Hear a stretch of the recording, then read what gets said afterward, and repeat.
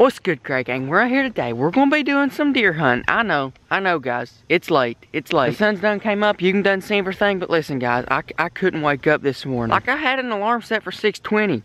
And then I set it to 6:30. Then I set it to 6:40. Then I set it to 7. And then here I am now, and it's 8 o'clock. But listen, me getting out here hunting a little bit late, that's better than me not getting out here and hunting at all, right? But guys, I really do think I'll be okay. Most of the deer around here are killed about 9:30, 10-ish o'clock. There's always a few later, a few earlier. But you know, I mean, I tried to get up at like 6 o'clock this morning. But I just couldn't do it. I just couldn't do it, guys. Leave me a comment, guys. Do you ever get like that, whether it's fishing, hunting, or anything, wherever you want to get up?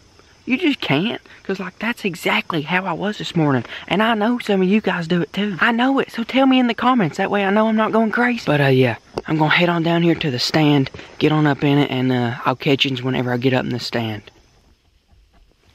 Okay guys, I'm up in the tree. As y'all may be able to hear, it is raining a little bit. It's just a little bit of drizzle, which is a good and a bad thing. A good thing is that I can move a little bit more. I can talk a little bit more and the deer won't hear me because there's already a lot of cover sound. The bad thing is because there is so much cover sound, the deer can walk all over me. They can even walk right under me and I won't even know they're there unless I spot them. So today I'm going to have to be on my A game and use my eyes a whole lot today. But besides that, I'll catch y'all later. Well guys, it's actually midday right now and well, I've not seen any deer. I'm not sure if like they're just not moving today or maybe I'm in the wrong spot. Maybe this trail right here is an evening trail, not so much a morning trail. I'm not exactly sure. A few weeks ago I went crow hunting and you know, didn't really kill any, but I did see crows. And this morning, right over there about a mile in a cornfield, I heard crows. They were going crazy. So this evening, we are going to try to kill some crows. However, right now, I've actually got somewhere I want to be. And first, I want to explain something to you. And that I want to explain is just because y'all can hear me talking with the camera,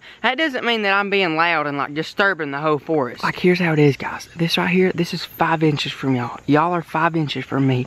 I'm going to scoot back way back there and I'm going to talk at the same voice level and you tell me if you hear me.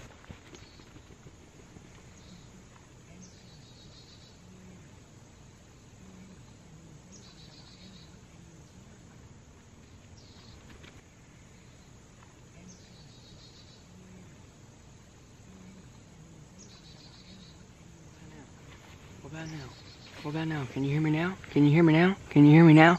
Yeah, guys, I was talking at this voice level right there and you couldn't even hear me. I was 5 feet from you and you couldn't even hear me.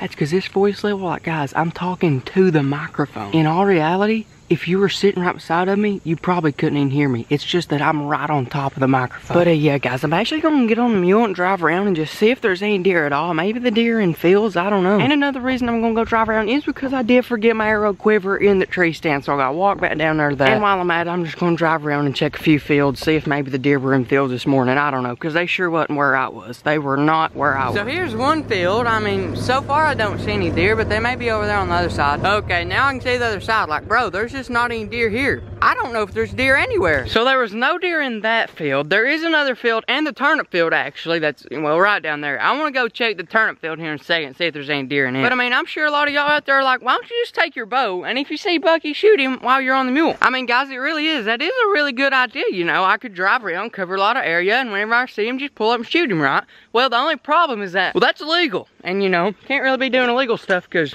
well, it's illegal. And where is my quiver? Well, it's right there. Right where I left it. And today I am rocking the Bucky Doesn't Play games. I came out here after Bucky. We are right now looking for Bucky. So it only sounds right if I'm wearing Bucky on my shirt. I mean, no, this shirt's not camo, but by the time you put a camouflage jacket over top of it, it's basically camo, so why not wear it when you're deer hunting? That's what I'm saying, like, why not? And then whenever you get done hunting, you can just take off the camouflage jacket and wear your Bucky shirt and camo pants. They go good together. See, look at them. But without further ado, let's get down there and check the turnip field and a few other fields, see what's happening. Well, guys, they're not in this field right here, or the field right here beside the pond, or the turnip field. They ain't been there. But I mean, I guess I'll pick back up with y'all this evening whenever we go crow hunting. Hopefully we kill a few crows, but then again, it's almost a surefire bet we'll be shooting at some. Even if we have to imagine some crows, we will shoot something this evening. That is a fact. Okay, guys, well, it is that evening. I am wearing my camouflage hat backwards because I am a redneck gangster. We're actually coming out here right now. We're going to do some squirrel hunting. The real reason I got my hat backwards is because the front of it has like this weird face shield thing. Not necessarily face shield, but it's sort of like some camouflage mesh. And I figured if I had it over the front of my face right now, y'all would get kind of confused because it'd just be like, random talking and you couldn't really see any people or nothing. So I left it back there, that way you could still see my face. The rest of my body is full camo, so that explains the floating head. Last time I went crow hunting, I sort of messed up like big time. I shot the scout, the #1 rule. And the funniest part about that is that 10 minutes before I shot the scout, I told you guys, do not shoot the scout. Even myself doesn't even know what I'm about to do. But as I'm making my way over to the edge of the field, that right there, that's my little fleet, my little, you know, about 7 crows, half of them socks, but they'll work. But yeah, guys, let me tell you, it is hot out here today. Like, it is hot. I mean, that's one reason why I left the big face mask at home, because what I looked at is it's actually like thermal insulated. And so it turns out last time what I was doing is last time it was a really hot day, and then I put that thermal insulated over my face, like, boys, I about died. So that's why I opted in for this little face mesh little hat thingy, and instead of the GoPro being on my head, since that's super hot too, it's actually going like right here on my wrist. I'm not exactly sure how that'll work out, but you know, this video, that's sort of gonna be a test video. If it works out, we'll keep doing it. If it don't, we'll figure something out. But yeah, this morning whenever I was deer hunting, the crows were going crazy. I'm gonna lean right here up against my orange pole,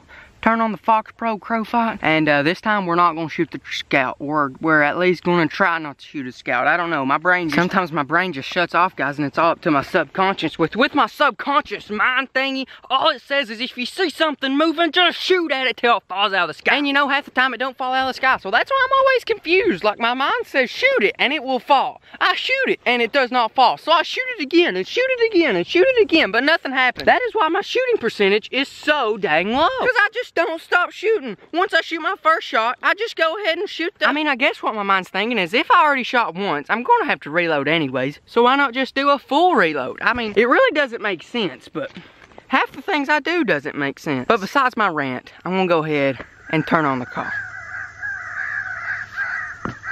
Well, there ain't no crows. It is possible for crows to get, well, call shy, just like coyotes, you know. If they hear it too much, they can get call shy. Now, this is only the second time I've called crows this season, but that doesn't mean that I'm the only one these have ever called this season. There could be a bunch of other people calling the same crows with the same call, which could have made them call shy. But I still think we should have had one. It's honestly just like the deer hunting situation this morning. I mean, I know there's crows here. I mean, they're here. I could even hear them. I just can't get them to, like, come near me. But like I did promise you, we're gonna shoot something. I don't know if it may be a squirrel, a bird, a Gatorade bottle. I don't know yet, but we will shoot something. It may even be thin air. The next day. I really didn't want to do that, guys. I mean, wasting a shell just to be wasting a shell. And I mean, this is a crow hunting video, so I want to kill some crows. So I'm back out here today. I got my flock rat out there. We're actually going to post it up right here on this tree. I did find a camouflage chair. So yeah, you better believe it. We're going to take full advantage of that. But another thing we also got today is this single mouth call. Now with this, I can imitate the sound of one crow, not exactly a crow fight if I don't want to. See? And see, that alone can call in a flock of crows. It's just that sometimes they want more, sometimes they want less. But besides that, let me get into my chair and let's start knocking down some black birds. I mean, I guess if I had to pick an excuse, I'd say that it's a little bit too windy today. The wind is pretty, you know, pretty harsh today. But no, like I said yesterday, I still thought I should at least had one. However, right now, we will shoot something, and that is a promise. But since it is Saturday, and yesterday I said we're gonna keep continuing the verse of the week, it's time for the verse of the week. This week's verse is Psalms 94:18. It says, "When I said my foot slippeth, thy mercy, O Lord, held me up." So here's my view, okay? You know, big open field, then you got the mule, then you got those crow decoys over there, and then boom. You see just your average little hay bale out there, right? Well, no, you're not right. That is not your average hay bale. That is an hay bale with an eyeball in the center, and my shotgun wants to knock that eyeball out. So that is our target for today. Knock out that hay bale's eyeball. Let's do that thing. And to keep in mind, guys, from here all the way out there to that hay bale, it's actually that hay bale right there. That's a good 60-ish, 65, 70 yards. So, you know, pretty reaching for a shotgun. Hopefully we can get it right here. But if not, I do have a full box of shells right there, and we will make it happen. Here we go. Here we go. Hay bale eyeball way out there. I missed it.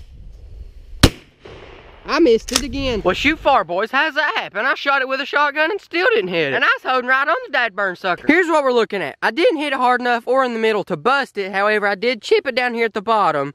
and looks like one even bounced off there. So wow, that's pretty interesting. And then I hit it good right there. What's so interesting about this right here is because at this range, that pellet didn't even have enough energy to go through and break it. So what we learned is that at 70 yards, a lot of your pellets is going to lose a lot of their energy, and by the time they even get this far, they're not going to be much, you know, killing use at all. What we're going to do, we're going to cut the range in half and shoot it again. Here we go, about 20-ish, 25-ish yards. Should blow that thing to pieces. As we did right there. We busted it that time. Now, just because I can bust a clay pigeon sitting still doesn't mean much. Crows fly, just like this clay pigeon is about to. Let's see what happens. I don't know. I don't have my thrower. I'm basically going to be throwing it with my right hand and shooting it with my right hand. But, you know, hey, there's a first time for everything. And this will be my first time slinging it up with my hand and shooting it down. And probably miss it, but we're just going to see. Okay, here we go. I'm just going to sling it up. Okay, that wasn't too bad.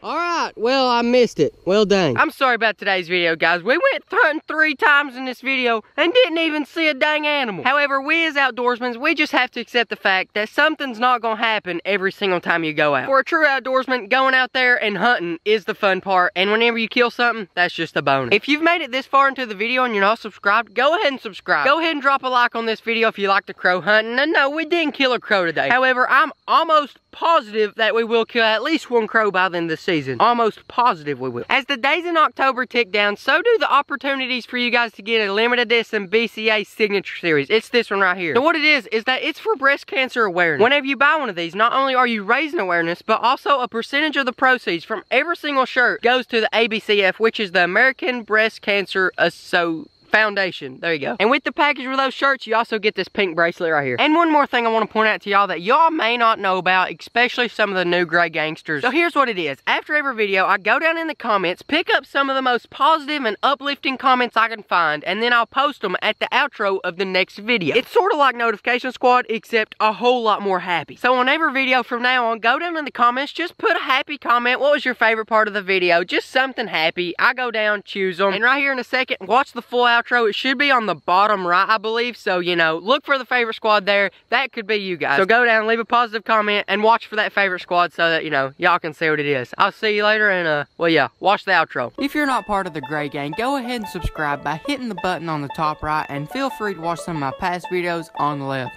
As always, favorite squad, post it up down low. If you want some of this sweet merch, head on over to kendallgray1.com or the link in the description. But besides that, I'll catch you later in tomorrow's video.